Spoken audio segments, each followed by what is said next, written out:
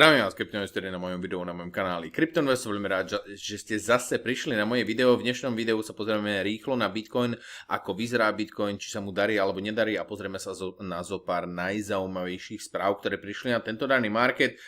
Možno sa dozvieme, že raketa práve odpaluje, alebo práve naopak, že nás ešte čaká nejaké kruté obdobie. Dobre, čo sa marketu týka, market cap nám padol o minus 0,8%, čiže zatiaľ žiadna sláva, čo sa marketu týka. Máme tu ale zo pár najväčších výťazov dneška a tým je Toncoin, Sui Token, Leo Token, Optimism, Kaspa. Nie nejaký príliš veľký extrémny výťazí tohto daného dňa, ale skôr tu nájdeme predsa nejakých loserov, Flexcoin, Roll Bitcoin, Hedera Hashgraph, XDC Network, Curved Out Token, Injective a tak ďalej a tak ďalej. Čo sa Bitcoinu týka, tak ten zatiaľ sa príliš veľmi nerozbehol, nepohol, ale aj napriek tomu, že sa nepohol, máme tu celkovo dosť dôležité dáta, ktoré sa nám ukazujú hlavne teraz večer. Jednoznačne bearish naladené stále na weekly timeframe. Bitcoin sa nevie dostávať a dokonca ani atakovať tie hodnoty prvej rezistencie, ktorá je na weekly timeframe na hodnote $26 800 až tá hodnota $27 400. Pokiaľ nebudeme jednoznačne nad hodnotou $24 500, tak sa dá skôr očakávať ďalšie vyklesanie, možno niečo k tým hodnotám $24 300. Tom by dávalo celkovo najväčšiu logiku, čo sa marketu týka. Vidíme tu aj odmietanie, hlavne teda na 45 minútovke. Na 45 minútovke sa rozbiehame na ďalší pád, alebo teda vyzerá to tak, že by Bitcoin celkovo mohol trošička viac vyklesať. Stochastic RSI sú plne nasmerované smerom dole, VT Cross je jednoznačne nasmerovaný smerom dole a takisto ADX je extrémne negatívne, plné nasmerovanie smerom dole. Čiže bacha na to, Bitcoin má predsa len nejakú tú supportovú líniu. Tá supportová hodnota je zhruba od tých hodnot $25 870 až do tej hodnoty $25 800. Čiže toto je jedna taká línia, ktorú by sme si mali všímať. Zase hodnota rezistencie je na $26 200. To stále ostáva. Vidno to aj na supertrendoch.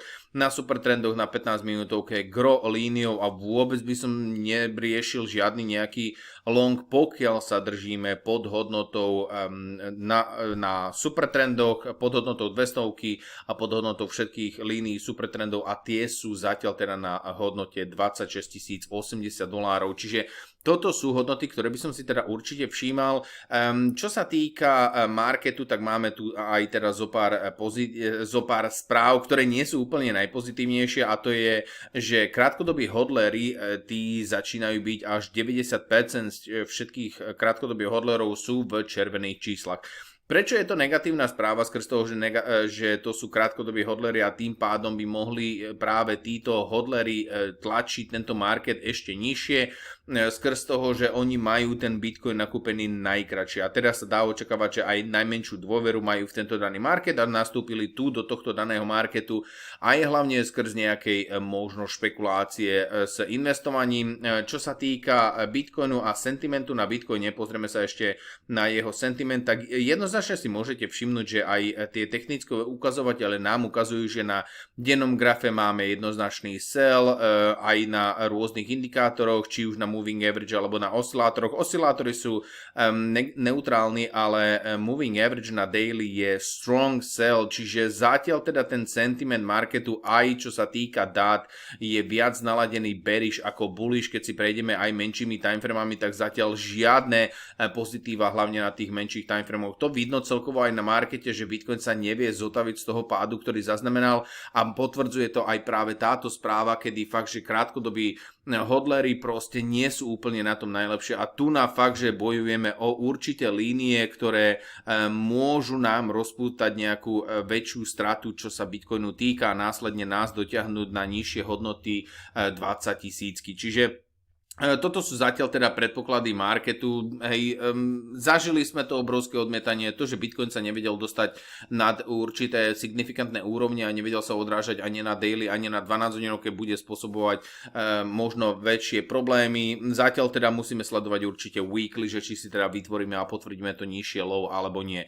Dobre, čo je ale brutálne zaujímavou správou, ktorá rozprúdila market, je práve táto informácia. Máme tu nejakú najväčšiu velerybu, tretiu tretiu najväčšiu veľrybu. A ono to nie je príliš veľká vec, že tu máme nejaké veľryby, lebo sú tu peňaženky, ktoré majú nakumulované fakt, že obrovské množstvo a toto je konkrétne tretia najväčšia veľryba, ktorá má celkovú sumu peňazí zhruba nejakých 3 miliard dolárov v Bitcoine zainvestovaných, čo je veľmi prekvapivou správou je, že okrem toho, že má 118 000 bitcoinov nakumulovaných, tak to nakumulovala len za 3 mesiace. Čiže to je takouto prekvapivou vecou po väčšine tej veľryby alebo tie obrovské peňaženky sú buď staré peňaženky, ktoré nakumulovali Bitcoin ešte v úplných začiatkoch, alebo sú to peňaženky rôznych búrs, či už Binance, Bitfinex alebo rôzne ďalšie spoločnosti, ktoré sú centralizované spoločnosti a využívajú Bitcoin na to, aby mali nejaký ten Bitcoin v cold storage. Čiže po väčšine takéto obrovské peňaženky sa tvoria buď z dávnej minulosti, alebo práve nejakými centralizovanými spoločnosťami, najznámejšími teda burzami.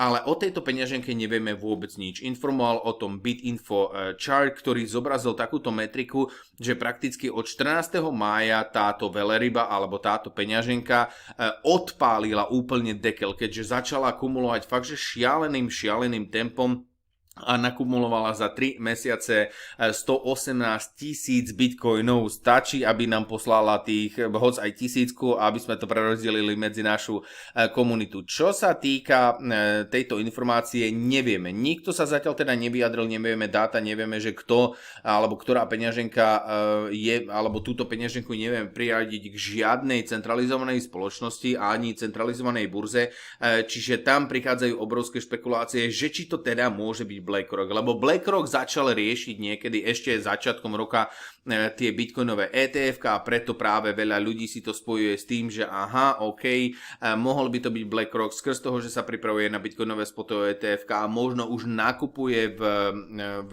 trošička v predčase tie bitcoiny skrz toho, že oni, keď im bude schválené bitcoinové spotové ETF, tak budú musieť mať ten bitcoin, ktorý ľudia si nakúpia, čiže niekto nakúpi jeden bitcoin v ETF-kách, bude musieť byť ten bitcoin reálne niekde na súvahe tejto danej konkrétnej spoločnosti alebo v jeho v custody spoločnosti. Čiže toto môže byť celkovo obrovská správa.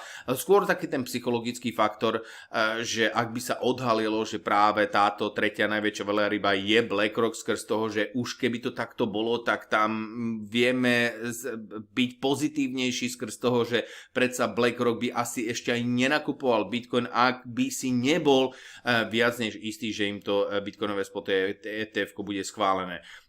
Zase, je tam aj negatívna správa, že ak je to BlackRock a to nebude schválené to dané ich portfólio, môžu to dumpovať, hlavne teda keď Bitcoin sa nebude dostávať na nejaké šialené hodnoty. Čiže ono preto je aj dobré, aj zlé mať takéto obrovské spoločnosti v markete skrz toho, že stále so sebou prinášajú, alebo je to taká obojsečná zbraň, čo sa marketu týka, hlavne taký ten psychologický faktor. Čiže uvidíme, zatiaľ teda nemáme dáta, informácie, ja určite budem o tom informovať. Zaujíma ma ešte jedna vec ohľadom nie tých shorter holderov, neviem, kde mám ten článok, ale ako viete, Bitcoin, tak september je celkovo najslabším mesiacom, alebo veľmi slabým, veľmi neutrálnym mesiacom, čo sa Bitcoinu týka.